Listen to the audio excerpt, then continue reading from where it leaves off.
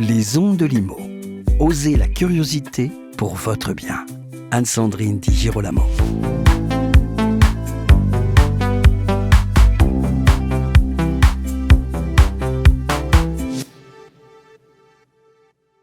Acheter aujourd'hui dans le neuf ou dans l'ancien, est-ce le bon moment ? Faut-il attendre une baisse des taux ? Faut-il se lancer maintenant ? Ou bien est-ce qu'au fond, le moment parfait n'existe pas vraiment ? Pour répondre à ces questions et à bien d'autres, je reçois aujourd'hui avec plaisir Geoffrey Janssen, qui est directeur commercial de la région Hauts-de-France chez Finance Conseil. Bonjour Geoffrey. Bonjour Anne-Sandrine et merci de me recevoir. C'est avec grand plaisir, surtout qu'on a toujours un grand plaisir à échanger et je crois que la première question, elle va susciter une réponse assez intéressante. Est-ce que c'est le bon moment pour acheter et est-ce qu'au fond, cette question, elle n'est pas un peu superflue ? Alors, le bon moment, je dirais que si on ouvre la télé, BFM TV par exemple, on peut se dire qu'effectivement le bon moment, est-ce réellement le bon moment ? Le bon moment, c'est surtout le coup de cœur. Oui. Voilà. Parce que sinon, tout est anxiogène. Oui. On peut regarder l'actualité. On se dit, est-ce que c'est le bon moment ? Mais oui, le bon moment, c'est la rencontre entre un acheteur, un vendeur, un produit et l'envie d'avancer. Parce que dans la vie, il y a des situations qui font on doit changer de maison, on se sépare, ou au contraire, on rencontre son âme sœur et on a besoin d'acquérir son bien en résidence principale ou en résidence secondaire. Donc le bon moment, c'est maintenant, c'est le coup de cœur. Et donc c'est comme pour le mariage ? C'est comme pour le mariage, c'est exactement pareil. Il ne faut pas louper le coche. Oui, c'est ça. Et on entend aussi beaucoup de gens dire j'aurais dû acheter quand les taux étaient à 1%. Qu'est-ce qu'on en pense de ça ? Alors ça, il faut vraiment faire le deuil de toute façon des taux à 1% parce que ça n'existera plus. Et puis, il faut aussi relativiser parce que quand les taux étaient à 1%, l'immobilier était beaucoup plus cher, était 20-30% plus cher. Donc ces gens-là ont eu un taux effectivement exceptionnel. Et on en parlait encore hier avec mes collègues, il y avait des taux à 0,80 sur 25 ans, etc. Sauf qu'un bien qui aujourd'hui se vend 250 000 était vendu 300 000, 310 000. Et aujourd'hui, quand il se retrouve sur le marché 5 ans plus tard, il vaut peut-être plus ces 310 000 lors de l'acquisition. Donc non, je veux dire, oui, les taux à 1%, c'est extraordinaire, mais le marché était beaucoup plus haut. Et donc ce que j'entends aussi, c'est que vous n'êtes pas finalement monsieur taux, et vous êtes bien plus que ça. Bien sûr, de toute façon, un projet immobilier ne se conditionne pas que pour la recherche d'un tarifaire et du taux. Il n'y a pas que le taux. Déjà, il y a l'assurance emprunteur, il y a les pénalités sur le prêt. Enfin, voilà. Et puis, quand on passe chez un courtier, il y a une notion d'accompagnement qu'on a qui est différente que quand on fait la démarche soi-même dans son propre établissement bancaire. Donc non, il n'y a pas que le taux, bien évidemment. Concrètement, comment les banques se comportent-elles aujourd'hui ? Écoutez, on est en début d'année, donc les banques sont plutôt enclins généralement à prêter en début d'année, puisque tous les feux sont ouverts pour les banques, c'est-à-dire nouveaux objectifs, donc des lignes de crédit à ouvrir, des prospects, de la collecte à faire.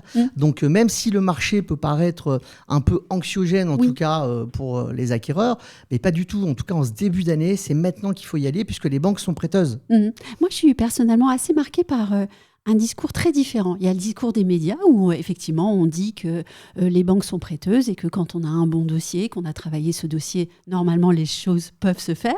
Et puis de l'autre côté, quand on interroge monsieur, madame, tout le monde dans la rue, il y a quand même cette idée que les banques prêtent moins qu'avant. Oui, alors c'est totalement faux. Sincèrement, nous, les banques sont hyper demandeurs cette année, et même l'année dernière. Mais là, on le sent vraiment en début d'année, les objectifs sont plus forts. Et donc, du coup, elles ont des lignes de crédit à ouvrir. Et on sent qu'elles ont une volonté d'accompagner les clients. Et d'ailleurs, on le voit, parce que l'OAT, donc les banques empruntent sur le marché avec l'OAT. Et il a explosé avec la guerre en Iran.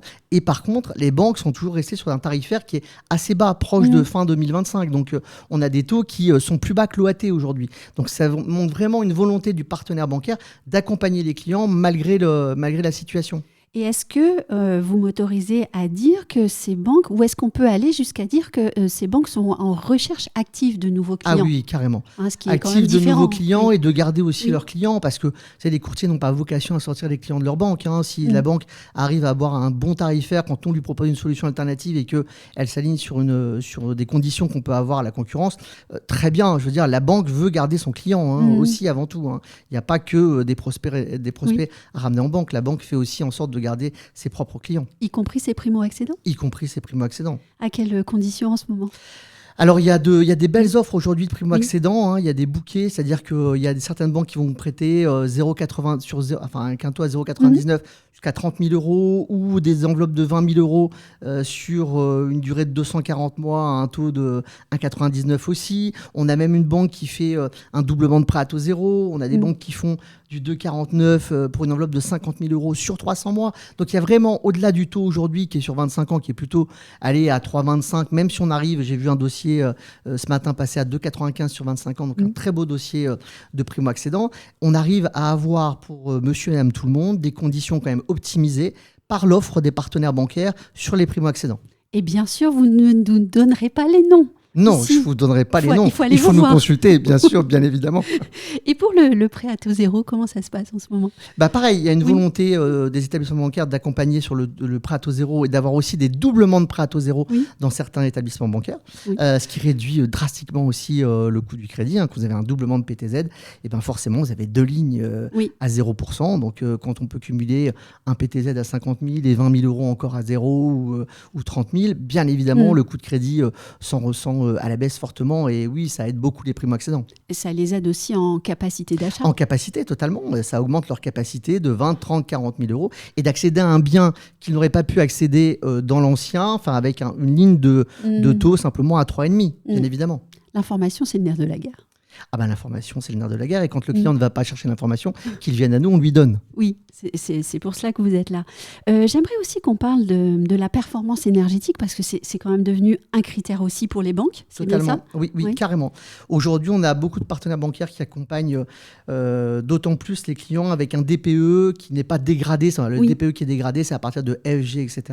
Et quand on a un DPE qui va de A à B, on a des partenaires bancaires qui, au contraire, affectionnent le fait que les DPE soient de bonne qualité, et du coup offrent aussi, encore une fois, des 20 000 euros à taux zéro, etc. ou des bonis de décote sur le taux, où on peut avoir des 0,20, 0,10, 0,30 quelquefois moins cher, parce qu'on a un DPE de bonne qualité. Personnellement, j'ai été marquée par une histoire que vous m'avez racontée. Quelqu'un, on vous le recommande et il ne vous appelle pas. Est-ce que c'est pas là la plus grande erreur que de ne pas poser de questions ? Bien sûr, quand on nous appelle, bien sûr. L'idée, c'est vraiment de... Parce que, en plus, encore une fois, le courtier, lui, il est payé à la réussite. Donc, prendre un conseil, ça ne coûte rien. Donc, quand il va venir nous voir et qu'on va lui dire, voilà, on sait qu'on peut vous avoir telles conditions pour votre profil, etc. Tant qu'on n'a pas débloqué un prêt et qu'on n'a pas solutionné le projet du client, voilà... il n'a rien payé. Donc, le conseil est gratuit. Alors après, il y a des mandats d'optimisation pour optimiser les solutions bancaires des clients, etc. Donc ça, c'est différent. Mais en tout cas, le client qui vient nous voir directement pour simplement avoir une information, c'est totalement gratuit. Et est-ce que dans ce monde perfusé aux médias, si je peux le dire comme ça, finalement, la plus grande erreur, c'est de penser qu'on sait ?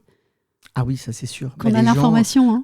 Bien évidemment. Alors ça nous arrive souvent, et surtout en métropole lilloise chez nous. On a beaucoup de cadres, de grosses structures environnantes. Je ne sais pas si vous connaissez la métropole. Et donc j'en ai souvent, moi, qui viennent avec leur ordinateur, qui ouvrent leur ordinateur en rendez-vous et qui s'affichent comme ça avec les taux de nos confrères en disant tiens, je sais que...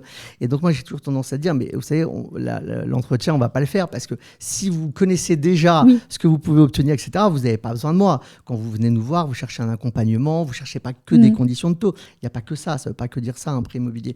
Et donc, souvent, ça peut arriver que dans les grandes métropoles, on a quand même des CSP qui ont l'impression de savoir. Mais en fait, chacun a une expertise, chacun connaît son métier, et moi, je n'ai pas la prétention de connaître le métier de mon client.